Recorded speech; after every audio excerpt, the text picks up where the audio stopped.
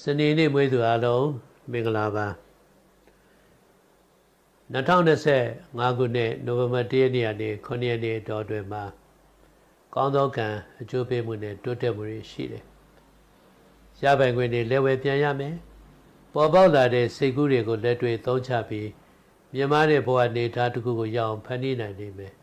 ။ခရီးကိစ္စစီစဉ်လို့အဆင်ပြေမယ်။အရာဝင်းနဲ့ဆက်ဆက်ပြီးလုပ်တဲ့လုပ်တွေကကောင်းသောအကျိုးကျေးဇူးကိုရရှိမယ်။ဒီရက်နေ့မှာ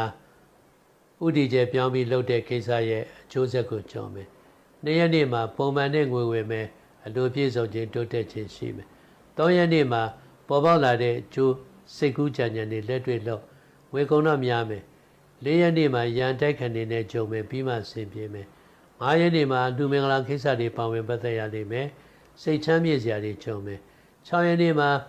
မထင်မှတ်ပဲသွားလိုက်တဲ့ခီးတစ်ခုကနေအကျိုးပေးတဲ့ကံပေါ်မယ်။ရဝေးရဆက်သွယ်ရောက်လာမယ်။ဝေးကွာသူတွေနဲ့ပြန်လည်ဆုံစည်းမယ်။9ရက်နေ့ကတော့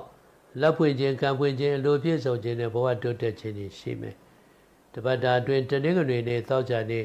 စနေနေ့မွေးသူတွေကောင်းကျိုးပေးတယ်။တနင်္လာနေ့ဇာတာပတိနေ့မွေးသူတွေဒုက္ခပေးတတ်တယ်။နှစ်ခုကိုကနံ